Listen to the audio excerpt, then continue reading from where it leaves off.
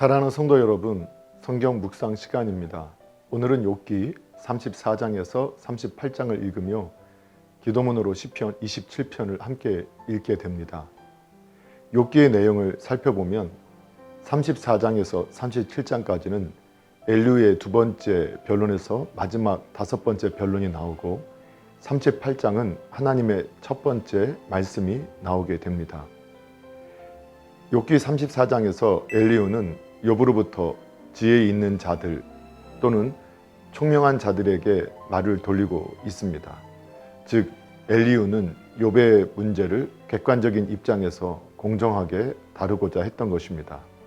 엘리후는 욥이 하나님을 경멸하고 하나님을 공의롭지 못한 분이라고 비난했다고 공박하였습니다.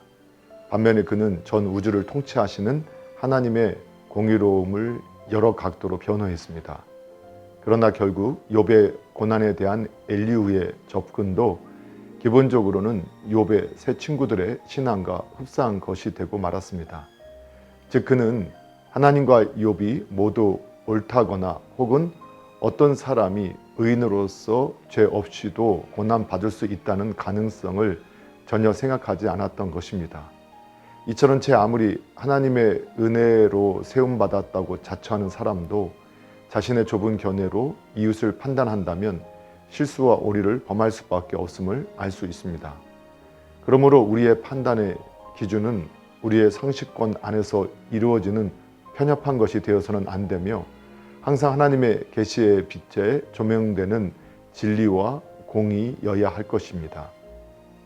욥기 35장에서 엘리후는 경건한 생활이 자기에게 아무 유익이 되지 않으며 또한 고통으로부터 해방시키지도 못한다는 욥의 주장에 대하여 논박하고 있습니다. 또한 엘리후는 하나님께서 사람의 의나 혹은 의의 부족 때문에 좌우되시지 않는다고 주장하였습니다. 오히려 좌우되는 쪽은 인간일 것입니다. 그러나 엘리후의 이 견해는 전적으로 옳은 것만은 아닙니다.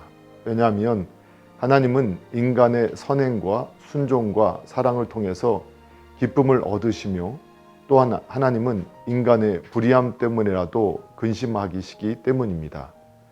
뿐만 아니라 엘리후는 비록 의인의 기도라 할지라도 응답받지 못하는 이유는 믿음의 부족과 헛된 내용 때문이라고 하였습니다.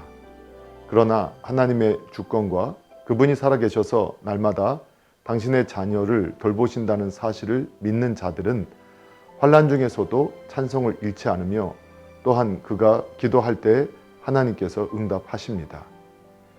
33장에서 35장까지 엘리후는 욥의 신관이 잘못된 것임을 밝혀주기 위해서 이론적으로 욥을 공박했었습니다.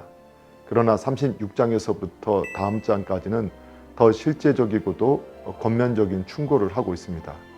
즉 그는 사람이 까닭 없이 고난을 받게 되는 데는 하나님의 숨은 섭리가 있을 것이라고 하면서 욥에게 하나님의 불가사의와 완전한 공의, 지혜 그리고 능력을 생각하여 인내하고 단념하며 순종하도록 권면하고 있습니다. 계속해서 그는 욥에게 하나님을 찬양하는 것은 인생에게 있어서 귀하게 허락된 기회임을 상기시키면서 욥으로 하여금 모든 부정적인 고백을 그만두고 하나님께 영광을 돌릴 것을 권유하였습니다. 욥기 36장을 통하여 우리는 하나님의 능력과 불가사의한 섭리를 인정하고 그에 합당한 영광을 돌릴 수밖에 없는 존재임을 깨달아야 할 것입니다. 욥기 37장은 36장과 연결된 엘리후의 변론으로서 하나님의 절대적인 능력을 노래하고 있습니다. 37장에서 엘리후는 육축에게 미친 결과로부터 인간에게 미친 결과까지 언급한 후 하나님의 전능하심과 놀라움을 나타내는 다른 자연적인 증거, 즉 눈, 큰 비, 광풍, 얼음 등 여러 가지를 열거하였습니다. 계속해서 그는 욥에게 그 자신의 나약함과 하나님의 완전하심을 헤아릴 수 없음을 인정하라고 설득했으며 경외와 동경으로 하나님 앞에 굴복할 것을 최후로 호소하였습니다. 이처럼 자연의 무궁무진한 현상 가운데서 당신의 위엄을 나타내시는 하나님은 미약한 인간의 지성을 초월하여 계십니다.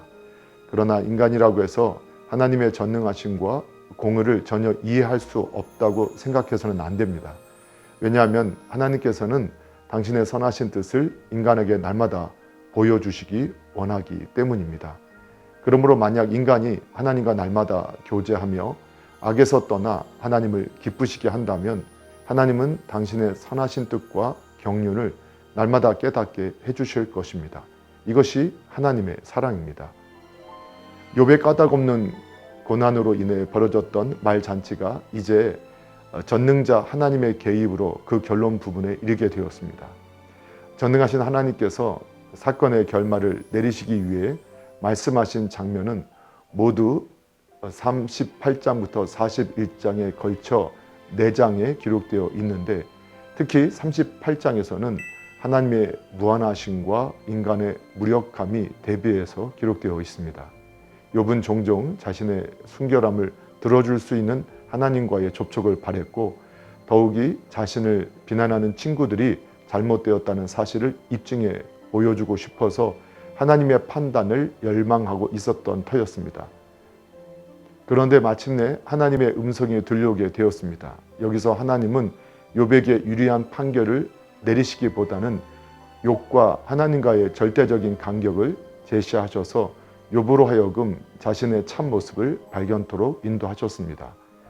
즉 하나님의 지혜와 능력은 참으로 인간 의지적 한계선 밖에 있고 또 그런 까닭에 인간은 자신의 한계선 밖을 침범하려는 외람된 일을 감행해서는 안 된다라는 의미로 당신의 말씀을 전개해 나가셨습니다.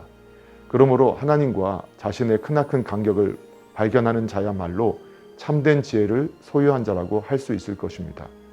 사랑하는 성도 여러분, 오늘도 말씀을 읽고 듣고 묵상하는 가운데 하나님의 마음과 뜻을 깨닫고 예수님과 동행하면서 예수님을 생각하고 예수님을 닮아가는 복된 믿음의 삶 되기를 예수님의 이름으로 축복합니다. 할렐루야.